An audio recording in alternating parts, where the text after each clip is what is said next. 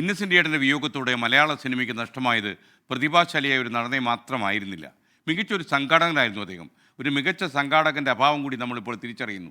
താരസംഘടനയായ അമ്മയെ 18 കൊല്ലമാണ് അദ്ദേഹം നയിച്ചത്. മാത്രമല്ല, ഈ അമ്മയിലെ സൂപ്പർ സ്റ്റാറുകൾക്കൊക്കെ തന്നെ അദ്ദേഹത്തിൻ്റെ തിരുവാക്കുകൾക്ക് എതിർവാക്കില്ലായിരുന്നു. അദ്ദേഹം പറഞ്ഞാൽ അവിടെ നിൽക്കും കാര്യങ്ങൾ.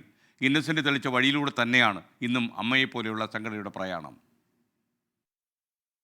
പ്രതികൂല സാഹചര്യങ്ങളെ ഒരു ചിരിയിൽ ഒതുക്കി അതിജീവിക്കാനുള്ള കരുത്ത്, പ്രതിസന്ധികളെ തന്മയത്തോടെ കൈകാര്യം ചെയ്യാനുള്ള കഴിവ്. 18 വർഷക്കാലമാണ് താരസംഘടനയായ അമ്മയെ നടൻ ഇന്നസെന്റ് നയിച്ചത്. വിവാദങ്ങൾക്ക് മുൻപിൽ ദുർബലപ്പെട്ടു പോകാതെ സംഘടനയ്ക്ക് കരുത്തു പകർന്നതും ഇതേ നേതൃപാടവം. ഇന്നസെൻ്റ് ഏട്ടൻ പോയിട്ട് 1 വർഷമായി. പോയിന്ന് പറയാൻ ആർക്കും സാധിക്കില്ല. കാരണം ആ ഓർമ്മകൾ എല്ലാ ദിവസവും ഉണ്ട്. ഞാൻ ഓർക്കാത്ത ഒരു ദിവസമില്ല. കാരണം അദ്ദേഹം പറഞ്ഞ തമാശകളിലൂടെ എപ്പോഴും നമ്മൾ ഇപ്പോൾ സിനിമ ലൊക്കേഷനിലാണെങ്കിലും എവിടെയാണെങ്കിലും അമ്മയുടെ ഓഫീസിലാണെങ്കിലൊക്കെ വലിയൊരു ഫോട്ടോ അമ്മയുടെ ഓഫീസിലുണ്ട്. അതല്ലാതെ ഇന്നസെൻ്റ് ഏട്ടൻ പറഞ്ഞ കഥകളെന്ന് പറഞ്ഞ് എല്ലാവരും ഷെയർ ചെയ്യാറുണ്ട്.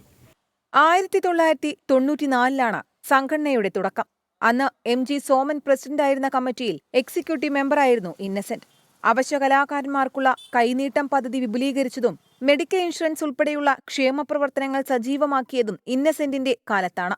രാഷ്ട്രീയത്തിൽ സജീവമായപ്പോഴും സംഘടനയെ നയിക്കാൻ ഇന്നസെന്റ് തന്നെ മതിയെന്ന് താരങ്ങൾ നിർബന്ധിച്ചിരുന്നു. അദ്ദേഹം പകർന്നു നൽകിയ ആശയങ്ങളെ മുറുകെ പിടിച്ചു തന്നെയാണ് ഇന്നും സംഘടനയുടെ പ്രവർത്തനം.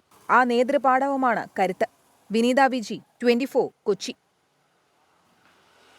എന്തായാലും ഇന്നസെൻ്റ് ഏട്ടൻ പകർന്നു നൽകിയ ഒരുപാട് കഥാപാത്രങ്ങൾ, അദ്ദേഹം പറഞ്ഞ ഫലിതങ്ങൾ, അദ്ദേഹം ചെയ്ത സാമൂഹ്യ സേവനങ്ങളൊക്കെ തന്നെ നമ്മുടെ ഓർമ്മകളിൽ ഉണ്ടാകും. അദ്ദേഹം മനുഷ്യ മനസ്സിൽ ജീവിക്കുക തന്നെ ചെയ്യും. മലയാളിക്ക്, ഇന്നസെൻ്റായ മലയാളിക്ക് മറക്കാൻ കഴിയാത്ത ഒരാളാണ് ഇന്നസെൻ്റ് ഏട്ടൻ.